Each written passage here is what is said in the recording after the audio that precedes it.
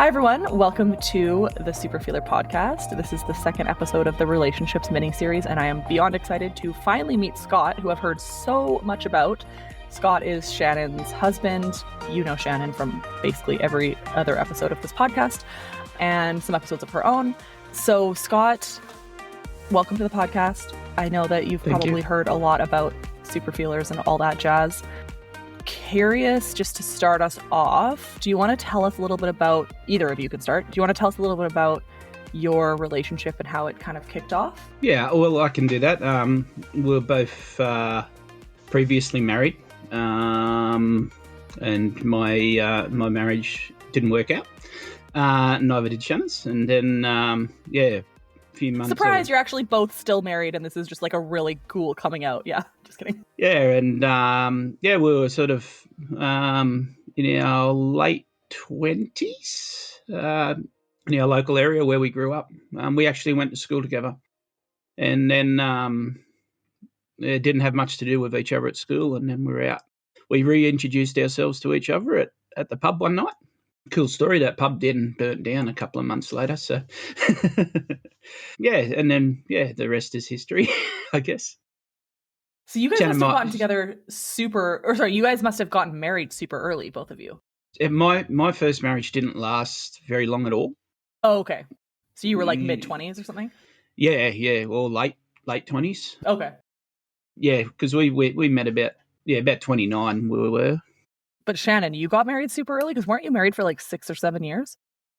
I was in that relationship for 10 years. So wow. I had Elsie when I was 22, got married when I was 23, had Jack when I was 24. Yep. Okay. So fairly early, yes. But my husband was... It feels so early. Yeah, my husband was 10 years older than me. So probably a lot of that was on his timeline. Yeah. Right. Yeah, totally. And I mean, a lot of people get married really young. I mean, I live in the Bible Belt of British Columbia, and every hairdresser I meet is like 22 and has 4 kids and has been married for 10 years, it feels like. So I was like, oh, okay. So Shannon, do you have anything to add to Scott's description of that first meeting story? No, I didn't think he was going to mention that we did know each other from school. So that was interesting, because we didn't really know each other, but we knew each other enough for him to introduce himself to me that night and say, hey, remember me? I think there was a few Bacardi and Red Bulls involved and a little kiss on the dance floor. So I was out with my brother, who had just found out after lots of rounds of IVF that they were having a baby. So we were celebrating. And I said to my brother, I just kissed Scott, and they knew each other. So we were all pretty interconnected. And I said, I need you to take me home. Like I panicked. I run away. and he was like, he's so nice. He's so lovely. And of course he was so nice and so lovely, and added me as a friend on Facebook, I think, the next day. And then I didn't talk to him for like about 2 months. Like I was too scared to reply. So relatable. Yep. That had nothing to do with him and everything to do with me. Yeah. Yeah. You don't seem like the most intimidating human, Scott, just like right off the bat. Did you guys grow up in like a smallish town, or like was it a complete fluke that you ended up in the same pub at the same day? No, it's definitely I wouldn't say it's a small town, but it's not a major city. Like right, like it's not abnormal to see people that you've met in high school at a pub. Absolutely not. It's not when you go out. There's only a couple of pubs, so right. Okay, yeah, it's a good chance you're going to catch up. Whereas with like I could probably go to a pub in where I grew up every day of the week and never run into somebody that I went to high school with for a month and a half, 2 months. So I'm just curious, like how much fate blew into this. There was a little bit, because I didn't live here at the time. I had moved away. So it was only that I'd come back to go out with my brother, and it was probably my first night out since I'd been single. Like I was pretty set on it was just going to be me, Elsie and Jack for the rest of Right. our life. And I definitely wasn't looking for another relationship or thinking about like going out and hooking up with a guy. I wasn't at that stage. I was definitely just focused on me and the kids and what our life was going to look like as a family of 3 instead of a family of 4. So, yeah, he threw a bit of a spanner in the works, old Scotty. The first of many, I'm sure.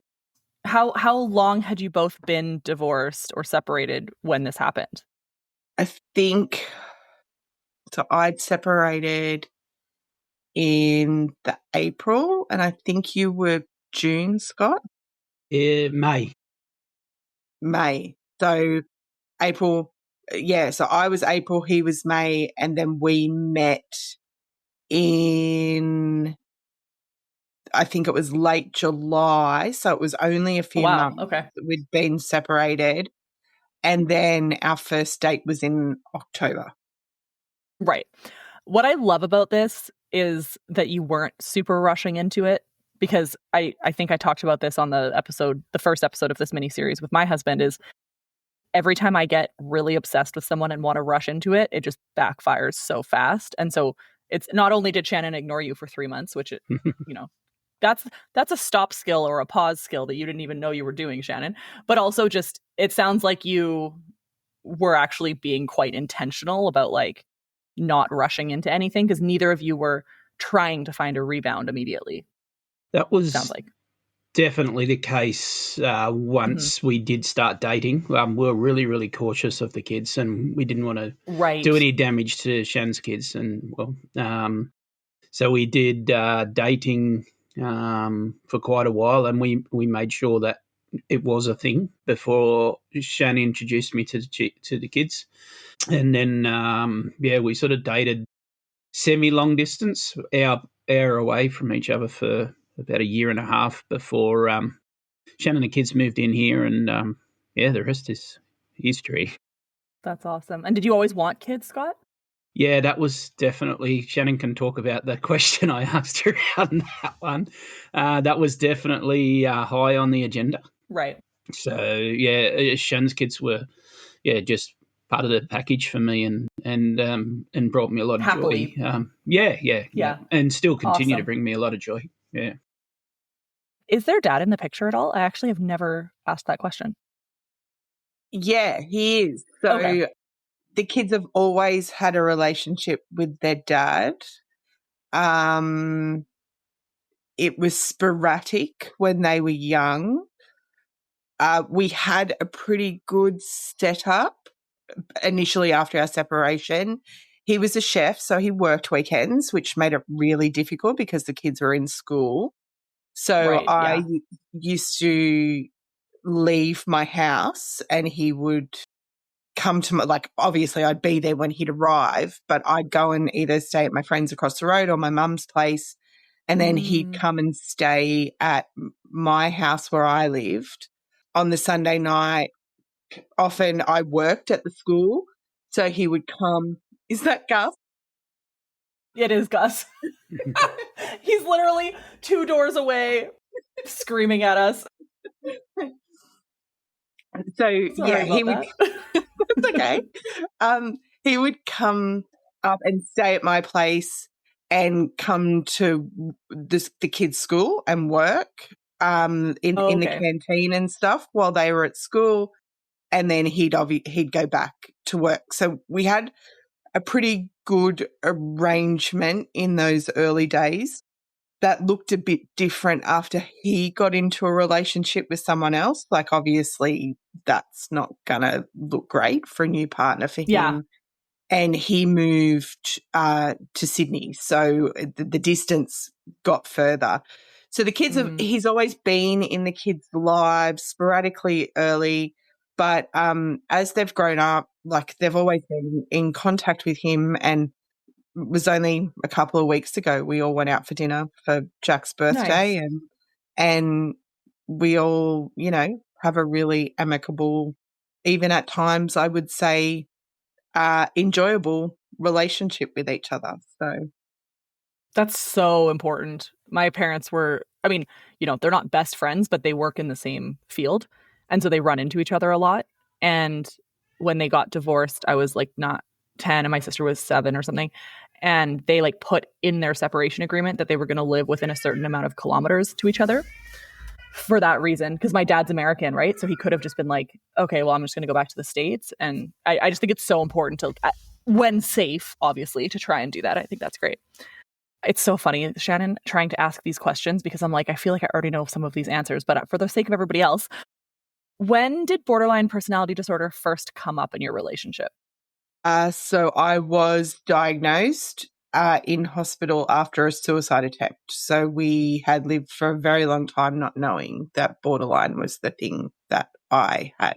Yeah. And what was that like for you, Scott? It was a very challenging time, as you can imagine, because this was on the back end of, well, a traumatic experience for all of us. And I think in some ways it was a bit of relief because Shannon had spent so long looking for answers and, being diagnosed with this and that and attempting different things. I think, when she first told me when she was in hospital, I think you would have heard the story about the doctor said, or the psychiatrist said, don't Google it. Well, Yeah. obviously that was the first thing I did when I got home, and I watched a number of YouTube videos and did a lot of research, and then went back to Shan the next day and said, I think you should listen to this guy. I think he's got something, because it was quite evident to me once I was able to watch the symptoms and understand more myself that, yeah, he was definitely onto something. Yeah. So out of curiosity, when you did Google it, was it relatively negative or was it pretty neutral? I don't tend to look for negative stuff when I go looking, and so I'll just click on if I find something that I was looking for. I was watching videos from Marsha and other people that were talking about it in a positive sense. Obviously, I found the stuff that says it's got its stigma and that type of stuff, but I just looked for the good stuff and actually looked for. So I could share with Shan, these are the positive things that can come from this. So that makes me so happy. I love that. So how many years? What year was that you got diagnosed? 2 years ago? 3 years ago? No, about 4. 2020. Okay. Yeah, wow. 5. Okay, I'm off. 2020. Yeah. Okay. Yeah. That's you know awesome. how I often say about the psychiatrist being a dickhead? Well, Scott. Well, you say that about every single human. But yes. So Scott loves this man, like really, and I say that in jest. He was a very strange individual, but his they all are. skills were spot on. And the way Scott was able, like he really did amazing research, because I felt quite disconnected in hospital, because even if I did want to Google it, I couldn't, because I didn't have a phone. I didn't take my phone or anything the first time that I went, and that was by choice. I was allowed to have it, obviously. Okay. But a lot of the time you're not allowed to have it, so that's interesting. Yeah, no, I was definitely allowed to have it in the public hospital. I wasn't, but in the private hospital I was. And I said to him, no, I don't want people to contact me. I just want to kind of focus. And if that changes, I'll get you to bring it.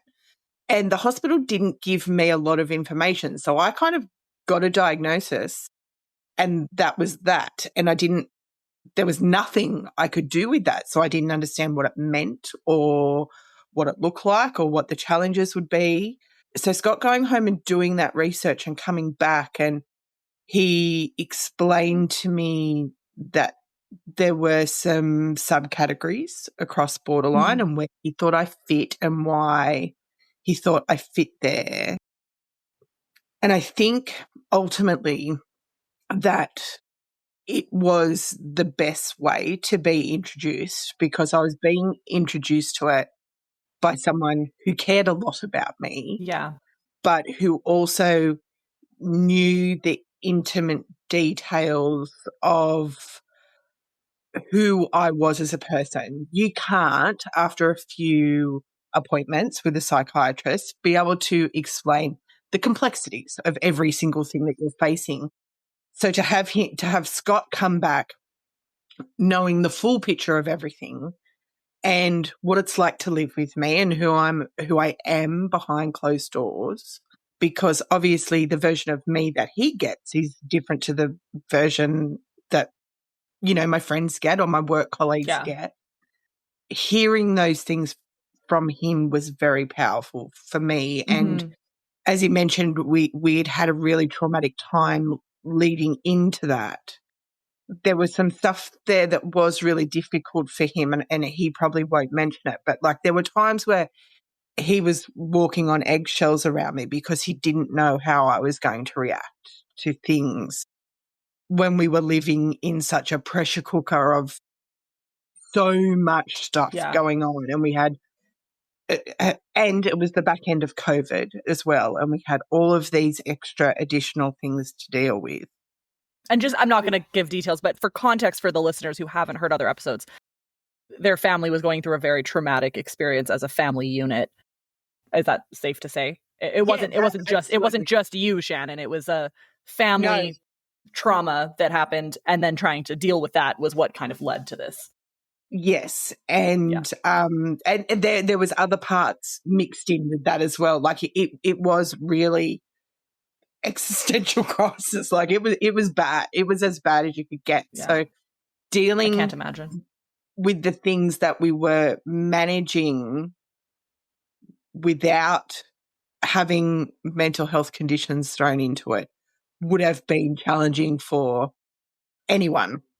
So truly, yeah, Scott was able to take all of that context and kind of present it back to me, and it only took that one conversation, and I was convinced that, oh yeah, this is it, this is the thing, and I've been looking for this for such a long time, for this answer. So I've got two choices. I either accept it and figure out what the hell I'm going to do with it, or, well, the other alternative was unthinkable, and that's where I already was. So right, yeah, totally, yeah. So the diagnosis was the catalyst for everything. Yeah, which it often is.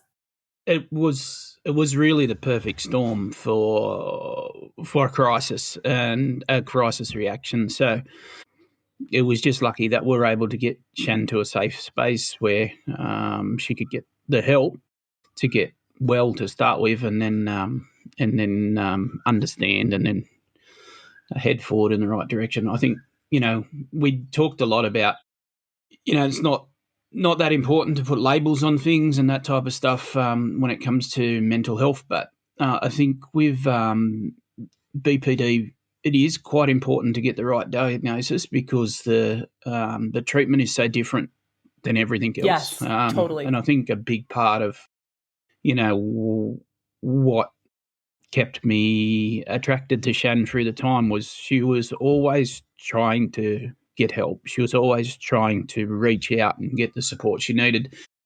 They'd all be dead ends because she was being treated for the wrong things. And I think, when you talk about getting treated for bipolar, it is similar symptoms. And this is some of the stuff that I researched to go back and talk to Shannon about as well. Very similar symptoms, but a very, very different treatment. And totally, the two, probably led the treatment for bipolar led to making the crisis even worse than it probably would have been if she wasn't receiving that treatment. Yeah.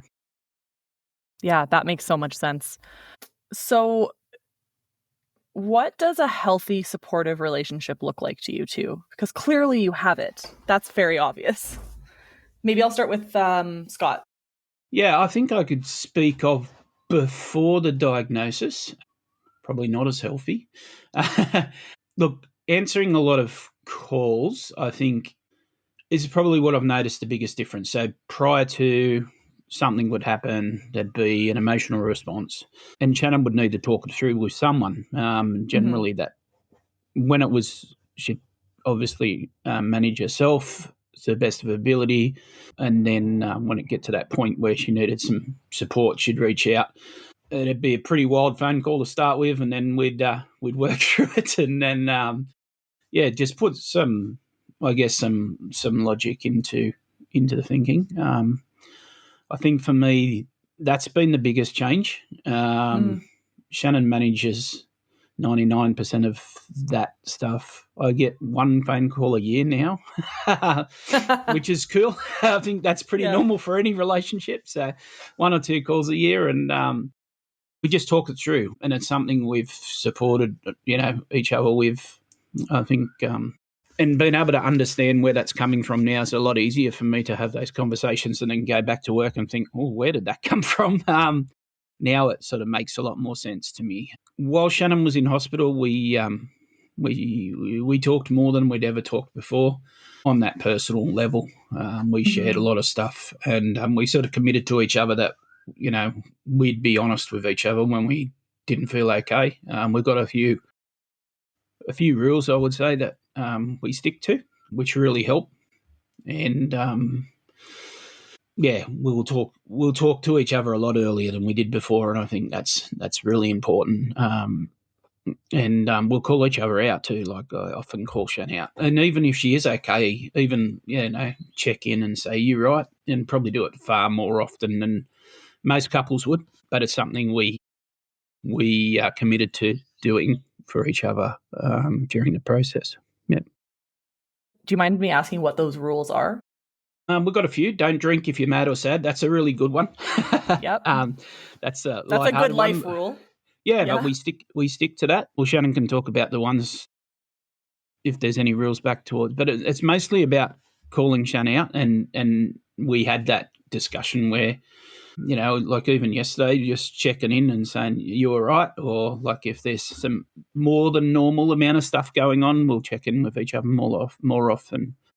If I see a change in behaviours, so there was a few things that I could articulate after the diagnosis around certain more longer term behaviours. Watching some shows that have no meaning. What do you used to call them, Shan?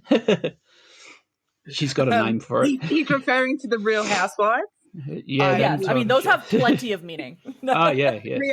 Reality TV shows, which in when I am well, I have zero interest in. Interesting. But when I was unwell, I would get drawn into those. It was just an escape. I would use it as an escape thing. So that's Scott's first time that if I'm binge watching Real Housewives, he's like, this bitch ain't okay. Yeah. That's hilarious. I feel like Aaron feels that way about the reality shows I watch, but it's not about my mental health. It's more like, really? Are you really watching this trash? And I'm like, yes, I am, actually. I love this trash. If I'm watching true crime documentaries, he's like, oh, yeah, she's fine. Oh, yeah, she's okay. Yeah, she's falling asleep to serial killer podcasts. Yeah, no worries. That's all good. Yeah, and I think sleep was another big one we would call out as well. Yeah. That's amazing. No, go ahead. Falling asleep on the lounge watching those shows. It's those early indicators that now I can understand more about. I can intervene earlier and ask, and generally it'll be, yeah, I'm fine, but I think it's enough to sort of trigger that, okay, right. I've got to have... Somebody else is recognizing it. Yeah, I've got to use some of my tools, or, I don't tend to help out too much with that type of stuff, but it might be just that instant conversation that changes the focus. Yeah. That's awesome. And have you found that for yourself, it's been helpful for you to be more aware of your mental health and mental state, to have these more open dialogues? It's definitely eliminated a lot of frustration, and I think Shannon talked about walking on eggshells. We'd get to the point where I'd be very frustrated around a number of things when Shannon wasn't okay, fair. How stuff happening around the house and cheese tasties a few nights a week and stuff like that. That now I really understand, and those frustrations are gone. they don't. Well, they might come and go, but nowhere near like they did before.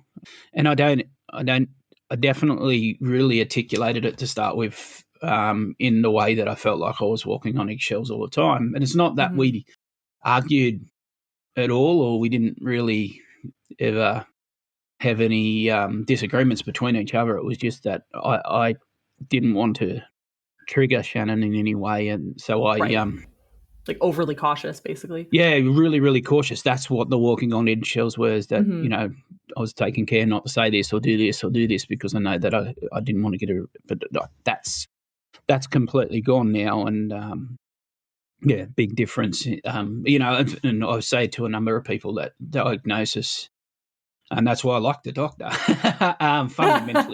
fundamentally changed their lives. And, That's amazing. So Shannon, anything to add on what a healthy, supportive relationship looks like for you guys? I want to add something. I'll do that one first.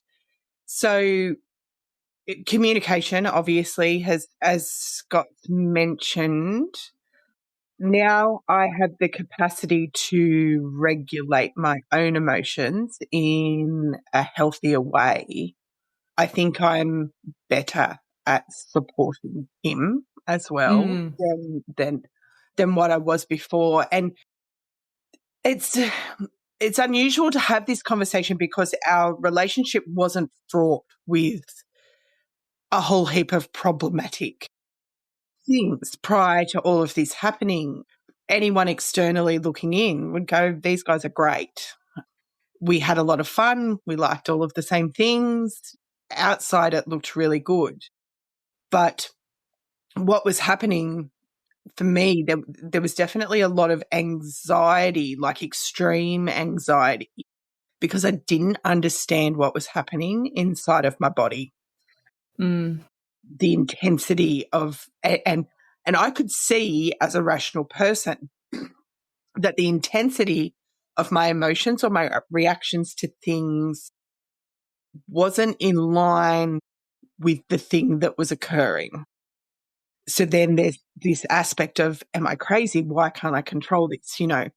Now that that's all relatively in check, I don't do it well all the time. It's never in check 100% of the time or you'd be a robot. Yeah. Yeah. But my capacity to be able to support Scott in our relationship is very different. But I would say in my transformation, he has had his own. So Scott went to a psychologist. Are you okay with me talking about this part? Went to a psychologist to learn how to support me. So amazing. Shannon's got a BPD diagnosis and I want to know how to support her. And in that happening, she was like, hey, dude, hang on. Maybe there's what a about couple you? of things here that you need to look at as well. And that journey was one that we took together. So we were both in therapy, separate therapists, learning all of these things. And when Scott said about, that connection and talking more after that happened and being more open with each other, because we were both in therapy, it was like all of the layers of the onion had been peeled off and we were right down to the center, and we were doing that with clinical assistance. So, and like used to talking about that kind of thing, which is super hard for people that have never done that before. No, and I don't think we had, or that we understood the importance of it either. Like Scott had heard about different experiences throughout my life, and I'd heard about different experiences throughout his. And I think we both had a reasonable idea about the different traumas and things that we'd experienced in our lives that had shaped us.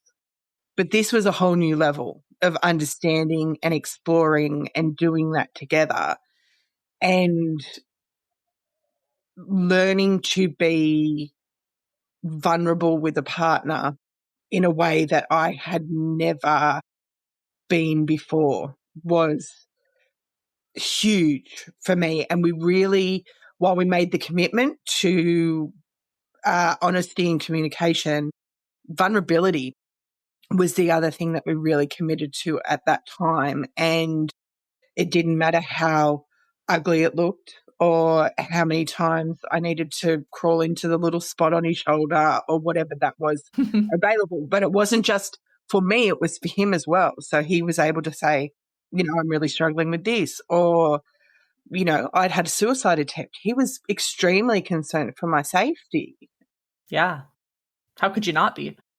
Yeah, exactly. But instead of having to say that in a way that, I don't know how this might affect her, or we were just able to be really vulnerable in the things that were difficult for us.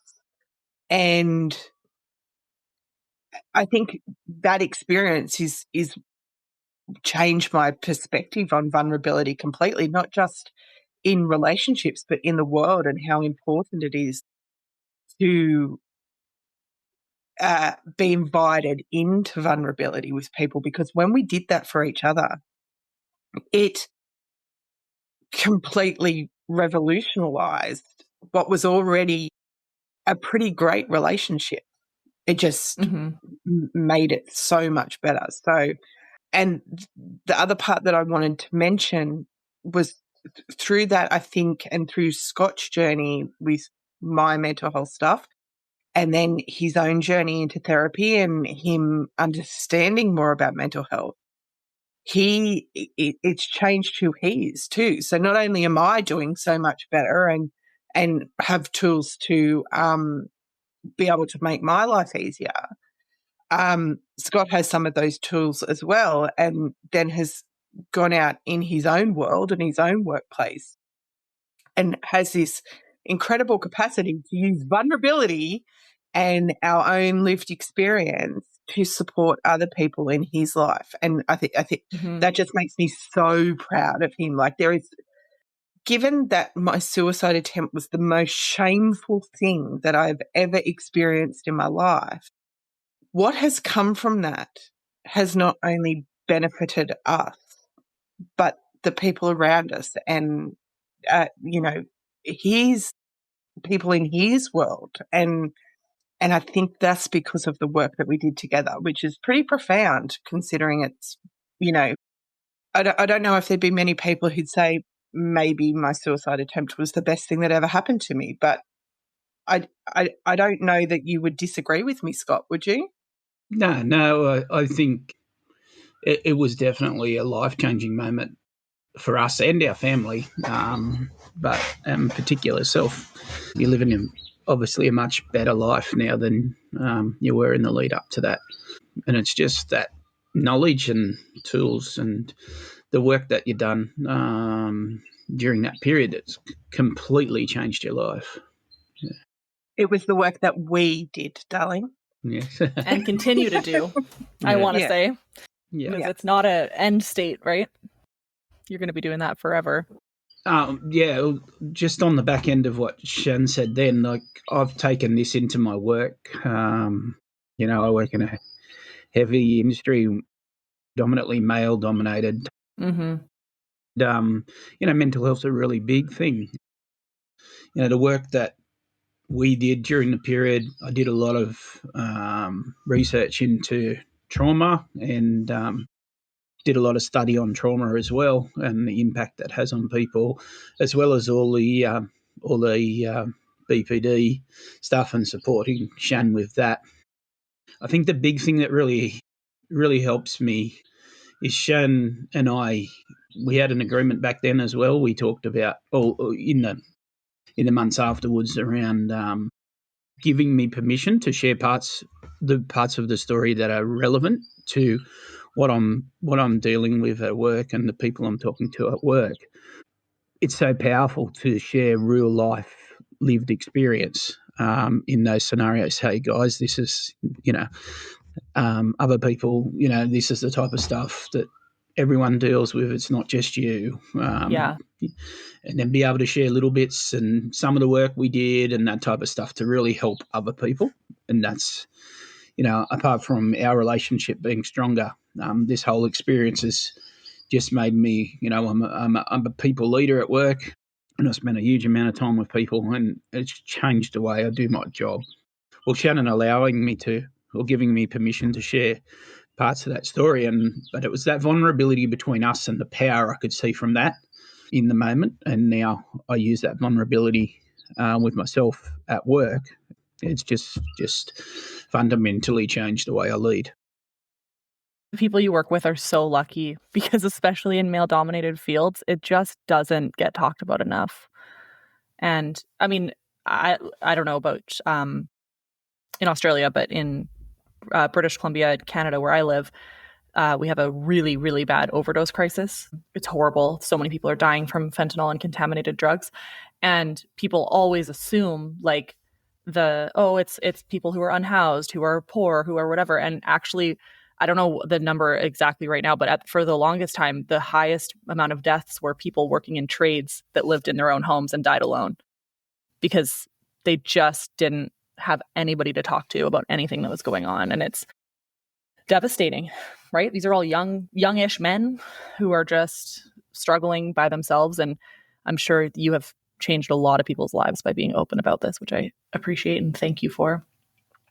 Yeah. In the suicide rate in industry in Australia is, or anywhere in the world is, but in manufacturing and in industry is extremely high with young men. Yeah. And it's something we need to do something about, so the more people that can support and be there to help out, the better. Yeah, and you are doing something about it, which is beautiful. When you tell people about Shannon's experience, have you ever heard any like stigma or negative things come from people about borderline personality disorder when you are sharing? No, and I thought about that leading into this, and even prior to it's not something that I'd heard the word, but I'd never really understood. But I never really. I think I've got a good way of blocking that type of stuff out and not. Yeah, sounds like it. So when I share it, I don't share it in a negative way. So when you're talking in a positive way, you very rarely get negative back. I think that's some of the reason. But yeah, I haven't heard any of the horror stories, any of the stigma that when you research it on the internet. I really think all our family and friends really supported Shannon through the process, and us. Amazing. And so how do you describe borderline personality disorder to other people based on your experience with Shannon?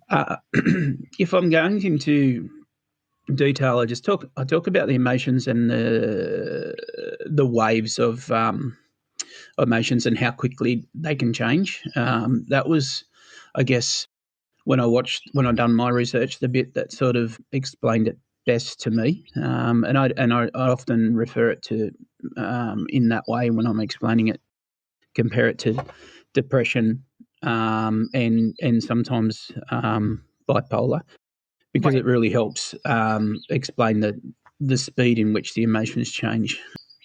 And that's probably the best way I've found to explain it. Mm-hmm. Awesome. And those are both good ways. So when you think about borderline personality disorder in the context of Shannon, what are some of the most positive things about those rapidly shifting emotions and her passion that come with the disorder? It's Shannon's drive to support other people and help other people, care for other people. I'm an emotional person as well, and look at the best in people. And Shannon's very good at that, and really reaching out when she sees someone that's not okay. Always has been reaching out, but in the first person to support them. Every time. So that's one of the things. This Shannon's strengths that I really. I think the other one is that real drive to get help. There's always been that drive to reach out and get support and ask the questions, and that's been really one of the things I really admire about Shannon. Amazing. There's so many things to admire about Shannon. So Scott, if somebody came to you, let's say at work, and said, "Hey, I just started dating someone with BPD, and I know you've had experience in this," what advice would you give them about that initial relationship phase when it comes to BPD? Be vulnerable, communicate, talk to each other, learn what good looks like, and learn what sort of things to look for, so you can step in and have that conversation. Like red flags and all that you talked about earlier. Yeah. And we should all learn those about ourselves too, regardless of what mental health issues we have. Totally. Yeah. But I think as a partner, that's where you can support, because sometimes that is in the moment difficult to see when you're really tied up in it and involved. And someone that spends so much time with someone, it becomes something that you can pick up on and see. So I think that's really important as a partner. And then just appreciate the good things. There's so many good things. Don't focus on any of the negative stuff. Block that out and focus on the good stuff. Beautiful. So Shannon, moving you to the hot seat for a minute. One of the challenges with BPD for a lot of people is this idea of having a strong sense of self or lack thereof. How do you not lose yourself in your relationship with Scott? Or do you? So I was just going to add at the end of that, another positive that Scott should have mentioned is my ability to enjoy all of his hobbies. Because I'm, I can just get on board with anything. So, and that ties perfectly into this. How do you not lose yourself? So, okay, but first I want to know what some of his weirdest hobbies are. Oh, he's a woodworker. Like my entire house looks like a woodwork shop. Like it's full of wooden bowls and pens and wooden vases. Cool. And when we go on holidays, our souvenirs are pieces of wood. What are those things called, Scott? The seed things? Banksia pods? Banksia pods, yeah. Yeah. I don't know. Collect, and he turns them into pens, Laurie. Like they are amazing. They are so amazing. I'll send you a photo. Yeah, please. So that's one. I mean, he got into making fishing rods for a while. I didn't get as involved with that, but like even right back when we first started dating, Scott's always been really into camping and I never had been. And like literally my whole episode with you was about nature. I was going to say, I was like, wait, you weren't already into camping? Because this seems like everything that you want in your life. It's literally, it is everything that I want in my life. Yeah.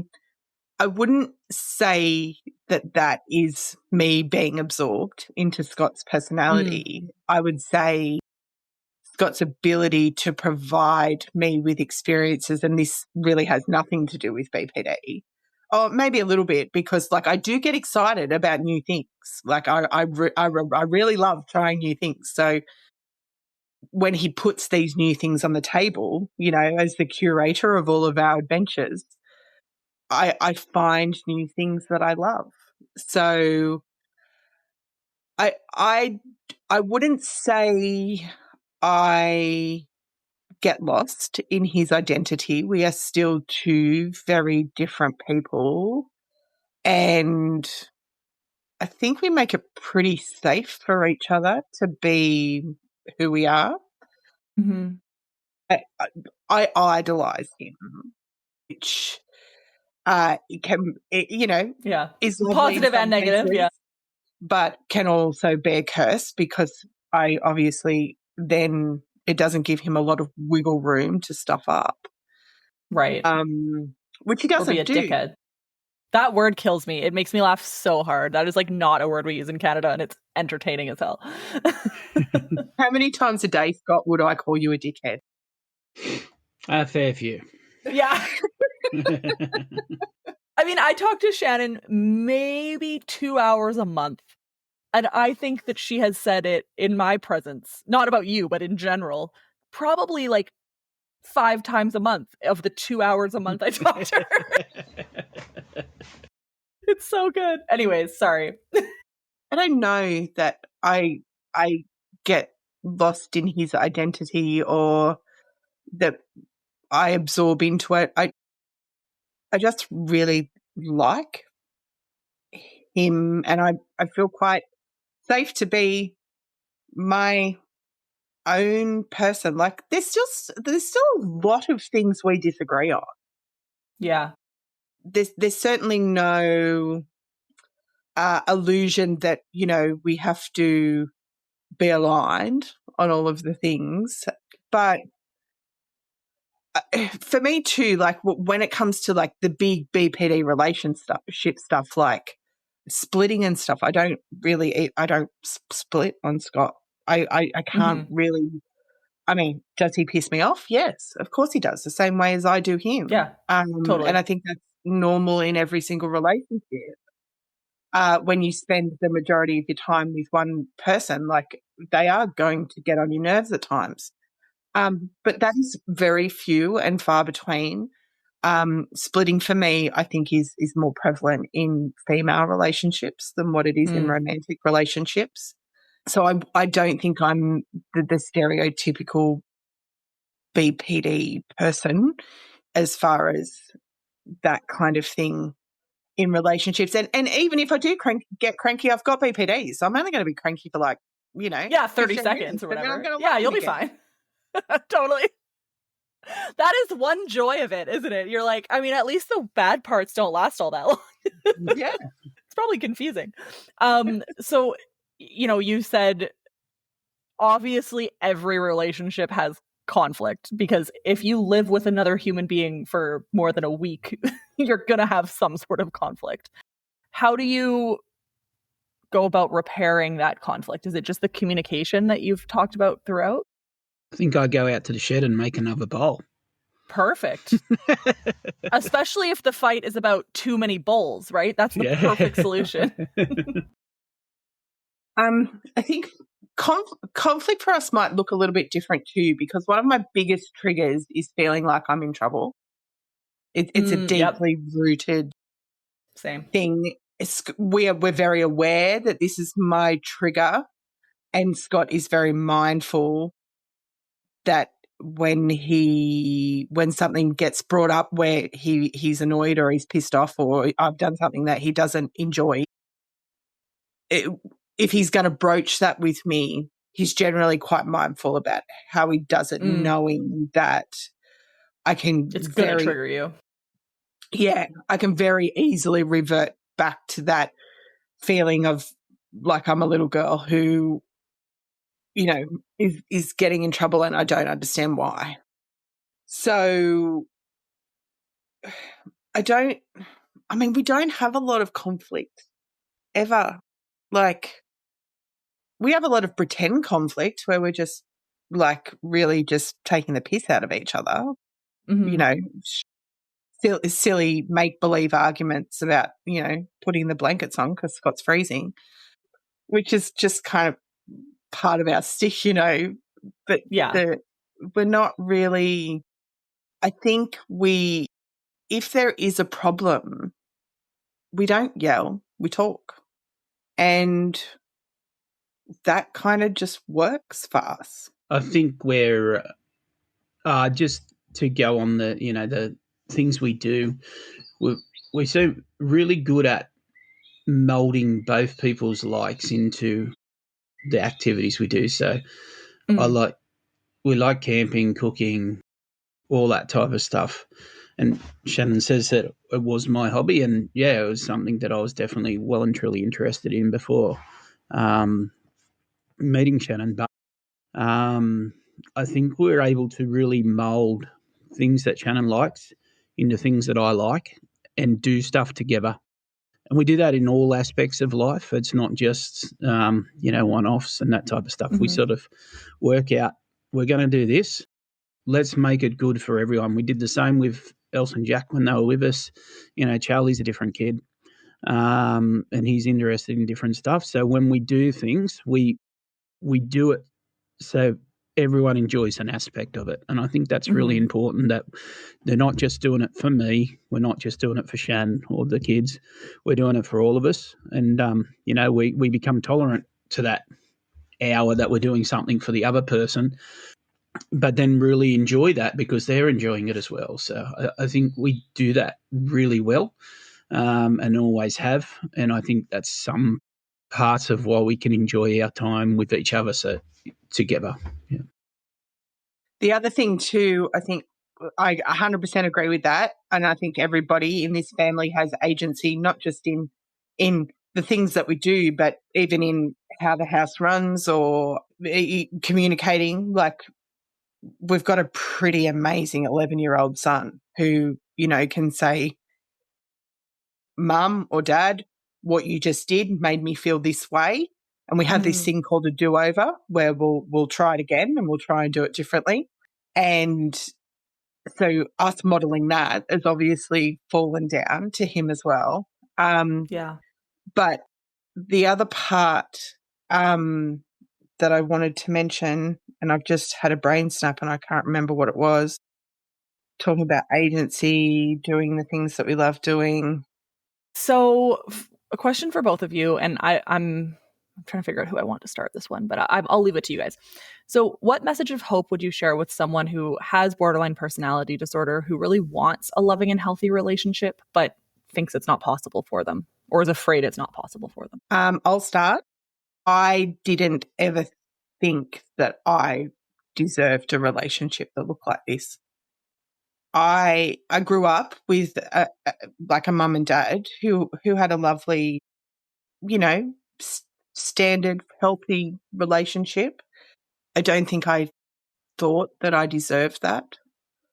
And my marriage definitely wasn't that, which probably reinstilled some of those beliefs that I had.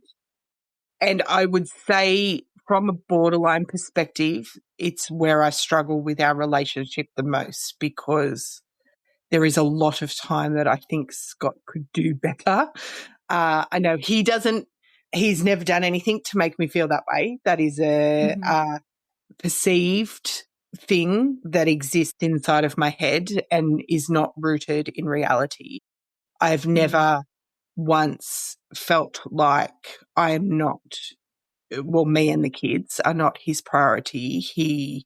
In everything that he does, he reinforces that. And it's not I'm telling you this so you know you're my priority. It's his actions. It's the way he conducts himself. It's the way he interacts with us, the way he prioritizes things in his life. There is no doubt that we are his priority. And my wise mind will tell me that all the time.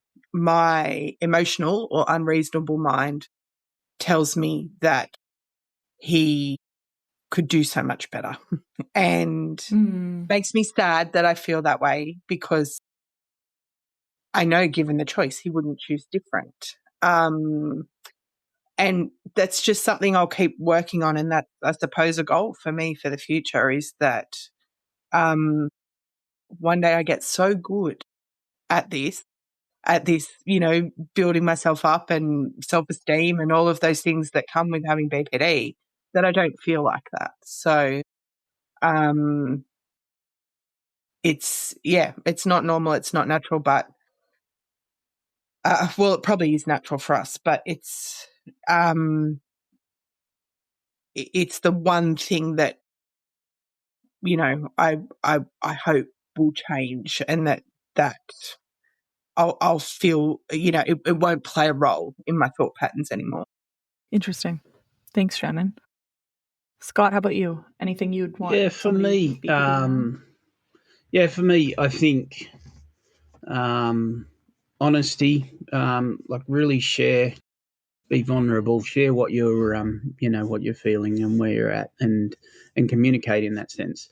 I think as a partner, having really that time I spent studying all the symptoms and, sharing with Shannon when she was going and doing DBT and yeah, when she got back, and sharing what did you do today? What did you learn?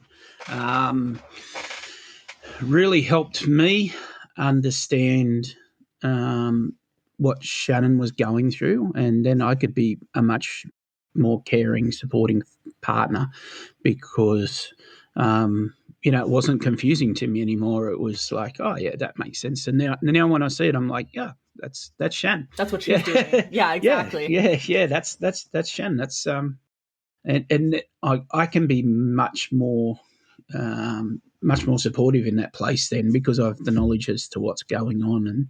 And I think that would be my best advice, I guess, as someone with BPD that is already aware that they have it, and then they're trying to, I think, find a way to share, and honestly share with the partner, and they'll appreciate it, and then really understand what's going on, rather than just going, "Hey, what's going on here?" Yeah. I think the fact that you can understand that and see, be empathetic in that situation, and understand that, one of the big things I share with people at work, that don't really understand mental health, is, and I use examples like, if someone breaks their ankle at work in a heavy male-dominated industry, or is in pain or something, the rest of the crew come to support them. They let that person rest and sit down, and they're really, really supportive. And you just sit over there. We'll do your work for you today, and until that person comes back to full fitness. As a society, we're really not good at doing that with mental health. We look at it completely different, where in reality is exactly the same as someone, someone with an injury or a health concern that they're working through. And I think the more we look at it like that, the more we understand it, and the more we can be empathetic towards people that are working through mental health stuff.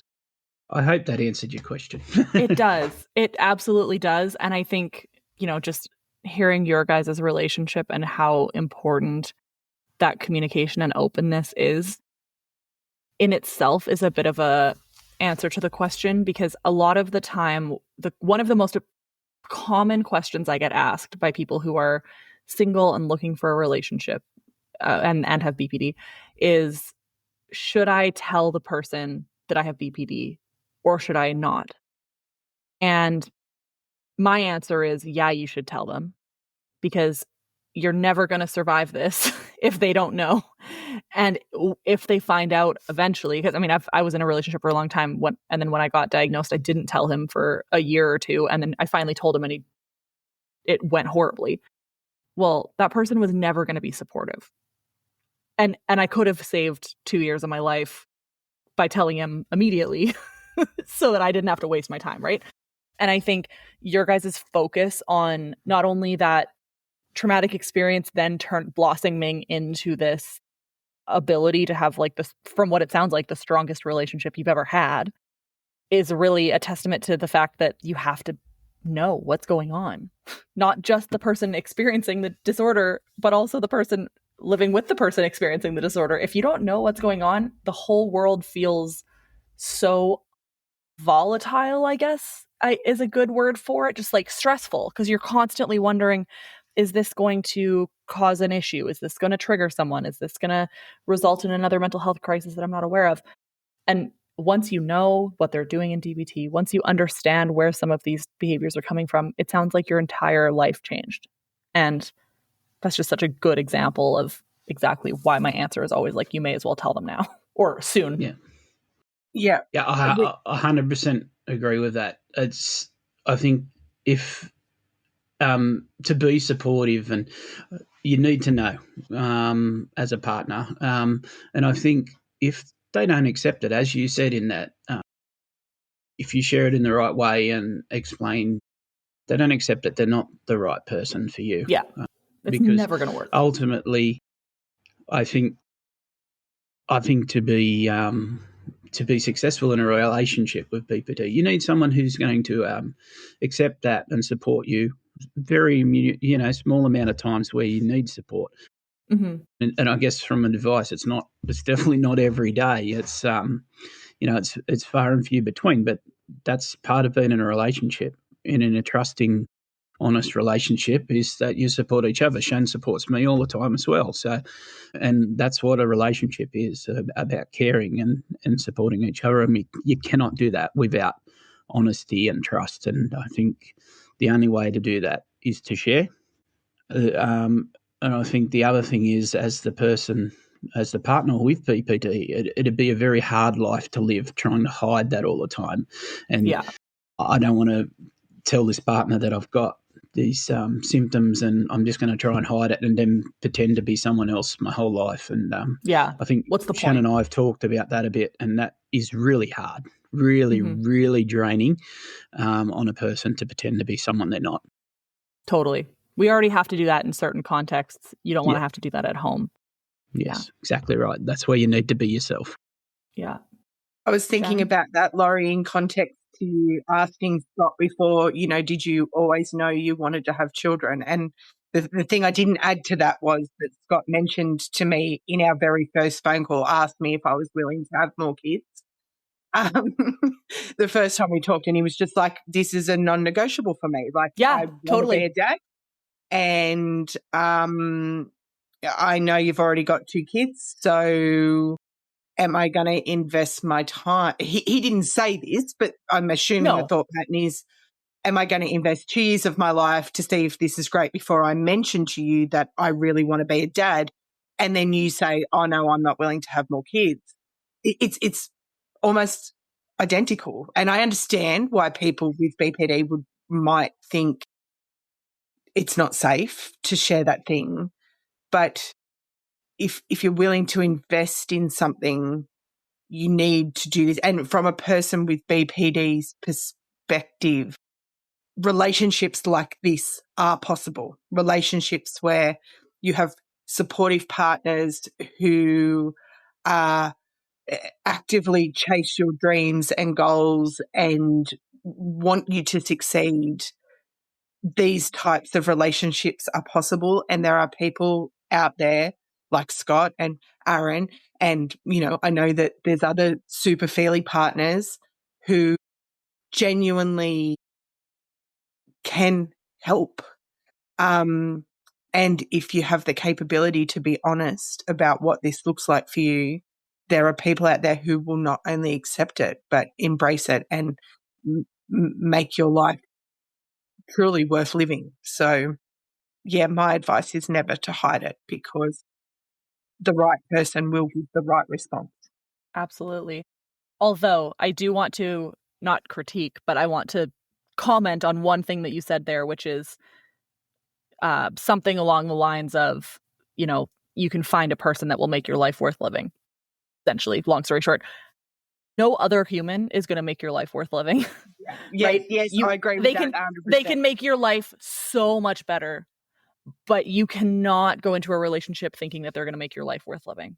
And I know you know that, but I just want to say that for the record, that going into a relationship to try and fix your life and make it worth living is a bad call. And exactly exemplified by you guys, who were like, wow, these relationships didn't work out.